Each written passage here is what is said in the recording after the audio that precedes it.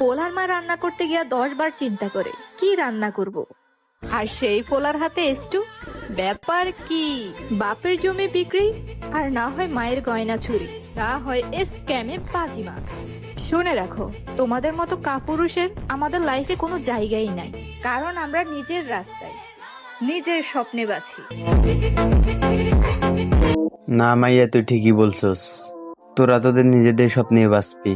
আবার 300 টাকা দিলে নাকি শরীর দেখাই নাচো, 200 টাকা বেশি দিলে খাটে আবার শুয়েও পড়ো, আবার রাতে নাকি 500 টাকার বিনিময়ে ইমো ফ্রিল্যান্সিংও করো।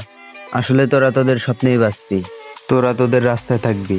আর তুই মাইয়া এসব কথা বলতেছ না, কোনো এক পুরুষের কামাই খেয়েই, হোক তোর বাবা কিংবা ভাই। সো ছেলেদেরকে নিয়ে বাজি কথা বলার আগে তোর বাপ ভাইয়ের দিকে তাকাইস।